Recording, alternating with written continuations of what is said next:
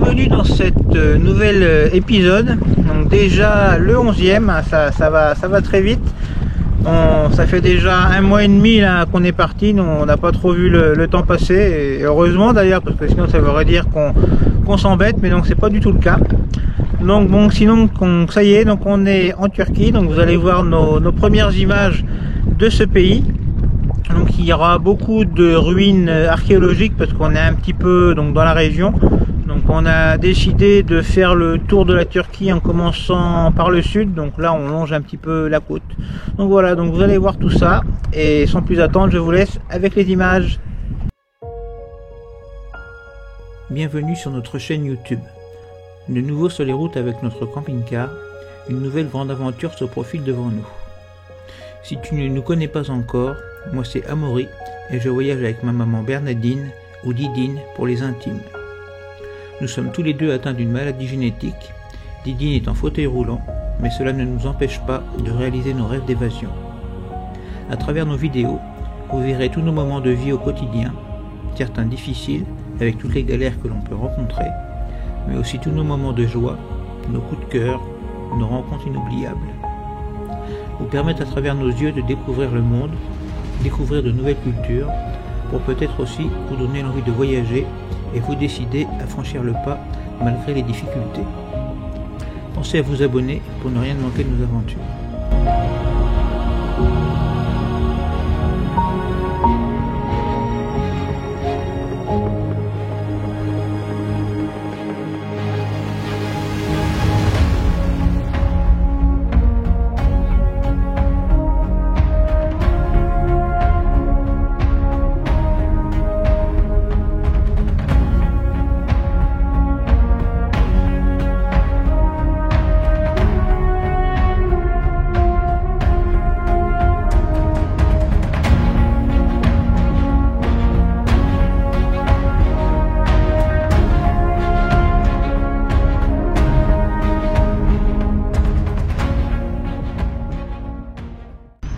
Bon, bien ça y est, on est en Turquie, là on y est passé la frontière hier. Donc nous sommes à Edirne. Donc bon, la frontière on l'a passée à peu près en 2h30. Bon, ça a été long. Le plus dur c'est de comprendre ce que veulent les douaniers, parce que bon, ils parlent anglais, mais bon, avec leur accent, et puis moi qui parle pas très bien anglais, bah, ça a été un petit peu compliqué. Mais bon, ça y est, on est quand même en Turquie et on est content, même si bon, pour le moment le temps n'est pas super. Voilà.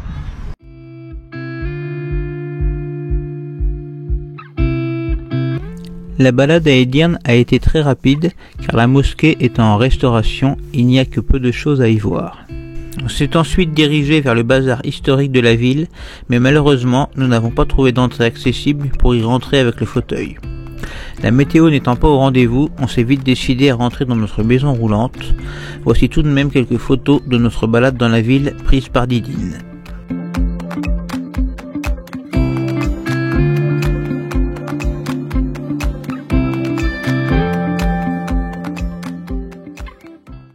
Bon, mais en se baladant à Edirne, là autour de la mosquée, on vient de tomber sur une sorte de borne pour recharger les fauteuils électriques. C'est la première fois qu'on voit ça et on trouve vraiment ça vachement bien. Que des fois, bah, quand on se balade, bah, les batteries du fauteuil, elles pourraient avoir besoin de charge. Donc là, je vais vous montrer ça. On trouve ça vraiment marrant et sympa. Donc il y a Didine qui est là et c'est vraiment les câbles pour rebrancher le fauteuil. Qui se branche là. Ouais, qui se branche là. Donc voilà, notre découverte de la journée, on trouve ça vraiment sympa, et s'il faut venir en Turquie pour trouver ça, alors que nous dans nos pays européens il n'y a pas ça, c'est bien dommage. Voilà, donc bravo la Turquie.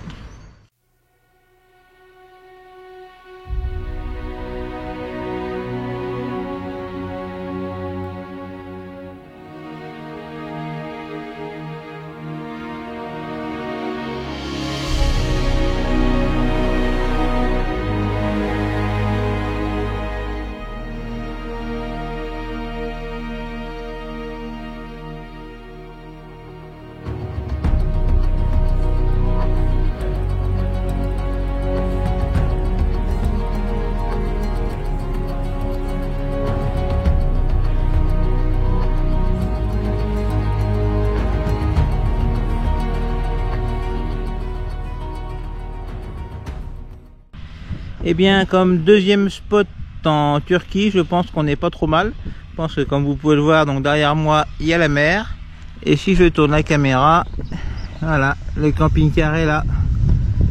Et si je tourne un petit peu, on voit qu'il y a la mer. On est tout seul, on est tranquille. Et c'est super. Voilà. Donc tout à l'heure devant la mosquée à Edir, donc on vous disait qu'on était bien arrivé en Turquie et qu'on était content. Et franchement, ouais, il y a vraiment pas photo. Ça ne fait que 2 jours là qu'on y est, et on a déjà rencontré donc des Turcs vraiment très sympathiques, très gentils, très souriants. Si je prends l'exemple, par exemple, après la frontière, on s'est arrêté sur une sorte d'aire de stationnement pour acheter la vignette des autoroutes et aussi des cartes téléphones. Et je suis vraiment tombé sur deux filles super sympas.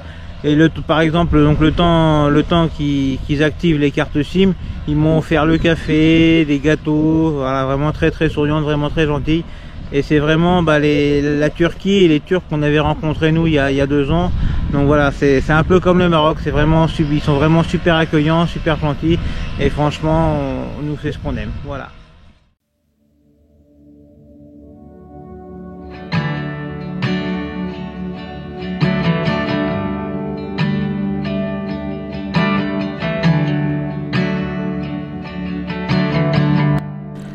La forteresse ottomane de Kilit-Bahir est située sur la côte ouest du détroit des Dardanelles. Elle fut construite en 1463 pour contrôler le détroit à son point le plus étroit. Le mot Kilit-Bahir signifie clé de la mer. Il reflète le rôle critique de la forteresse construite ici pour défendre le détroit des Dardanelles et l'ensemble de l'Empire ottoman.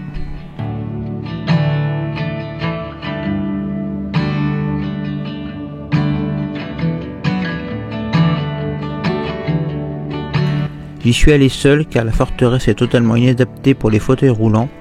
Ses expositions et les scènes de vie qu'elle propose sont exposées sur divers étages avec beaucoup d'escaliers. La visite vaut la peine, surtout pour le prix dérisoire d'entrée de 1,50 €. Je regrette seulement de ne pas avoir pu sortir le drone car la météo et surtout les vents étaient trop violents.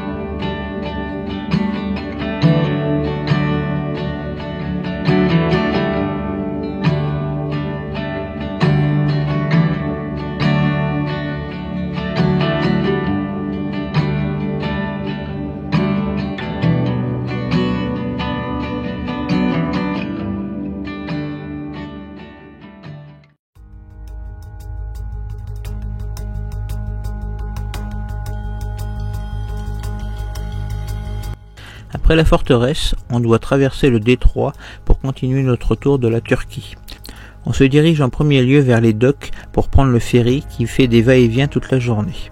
Mais malheureusement, celui-ci nous refuse sous prétexte que notre véhicule est trop long. On trouve cela bizarre car nous avions pris le même ferry en 2021 sans problème.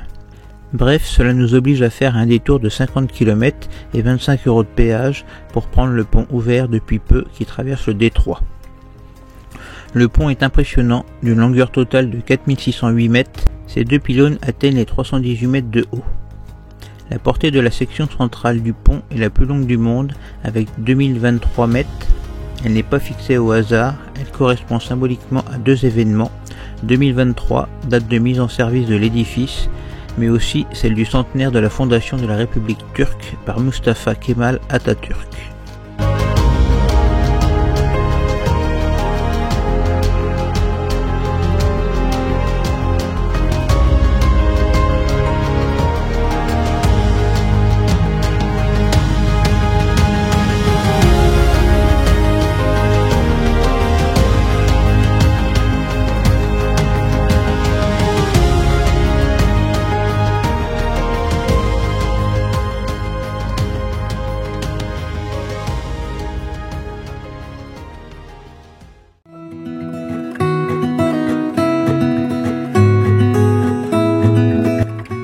voilà maintenant sur le célèbre site de la cité antique de Troie et son légendaire cheval.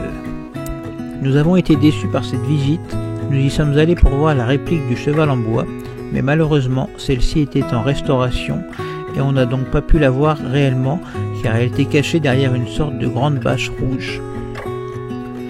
Le reste du site reste assez quelconque à nos yeux et en plus, seule une petite partie est accessible pour le fauteuil roulant. Après cette visite, on en conclut que ce site est un peu un attrape-touriste qui joue de la notoriété du cheval de Troie, surtout que le prix d'entrée de 10 € est vraiment cher à nos yeux quand on sait qu'il y a beaucoup mieux à voir prochainement en Turquie, comme le site archéologique d'Éphèse par exemple. Et bien voilà, cet épisode se termine donc pour le moment. Moi je vais vous laisser en vous montrant notre spot d'aujourd'hui, qui est vraiment superbe. On est à côté d'un petit plan d'eau et à côté, si on traverse la route, il y a la mer. Donc je vais vous tourner la caméra. Et voilà, le camping-car il est là. Et si je tourne, donc on voit derrière la route il y a la mer. Et de l'autre côté, il y a un plan d'eau. Donc c'est vraiment très calme. Pour le moment on est tout seul, donc c'est super. Et puis voilà, c'est tout ce qu'on aime en Turquie. Donc cette vidéo, donc comme je vous disais, est terminée. Donc n'hésitez pas à nous mettre un petit like, à nous mettre un commentaire, vous dire ce que vous avez aimé ou pas dans cette vidéo et aussi ce que vous aimeriez voir en Turquie, pourquoi pas. Et puis moi je vous dis à dans quelques jours pour la prochaine vidéo. Salut!